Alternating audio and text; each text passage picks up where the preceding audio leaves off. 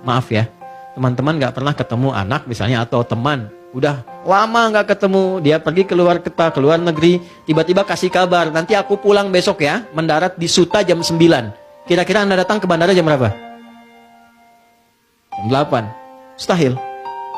Ya, yang paling dikangenin, yang nggak pernah jumpa, kadang-kadang ada jam 7 udah di sana, nunggu.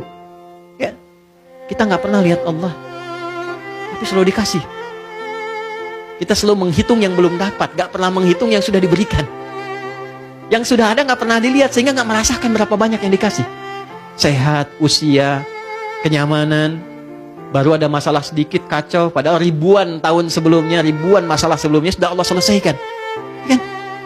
Jadi ketika melihat dengan itu, dan gak pernah lihat Allah, kenapa gak ada rasa kangen? Dan satu-satunya cara kita menghadap Allah dalam sholat. Makanya Nabi mencontohkan saking bahagianya, rukunya itu panjang. Tapi bukan diada-adakan mesti panjang, bukan. Ya, poinnya adalah sampai kamu tenang ruku. Ternyata di pertemuan lalu kita bicara, ruku itu tempat curhat kita, tempat kita menengadah ke Allah sebelum sujud.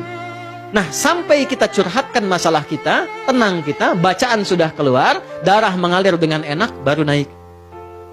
Rasakan sampai punya kepasrahan, baru naik.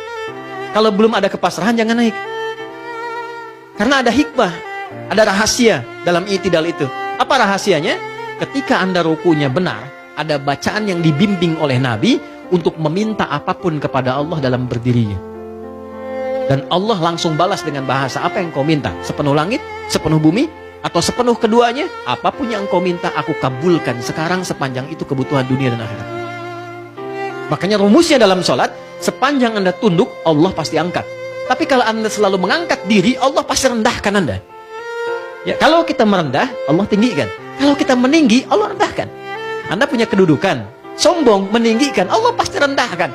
Walaupun kuasanya tinggi, tapi orang lain pasti akan mencela. Sombong tuh. Ya kan? Punya harta, arogan, pasti direndahkan. Tapi ketika Anda membawa sifat rendah, tawadhu, ya kan? Rendah hati, turun, itu Allah angkat. Viralnya yang baik-baik, yang bagus-bagus, yang mulia-mulia. Itulah spiritnya ruku. Begitu kita merendahkan diri, tenang diri kita, pasrah sama Allah, diangkat oleh Allah. Dan diangkatnya dalam keadaan seimbang. Seimbang itu i'tidal, tegak, sempurna. Sempurna dirinya, sempurna jiwanya, sempurna ketenangannya, dan sempurna jawaban doa yang Allah berikan kepadanya. Makanya ketika kemudian kita bangun, kita katakan, dan kalimatnya tidak sama dengan semua gerakan perpindahan. Mas Baim dari berdiri mau ke ruku baca apa? Allahu Akbar. Dari i'tidal ke sujud baca apa? Allahu Akbar. I'tidal berdiri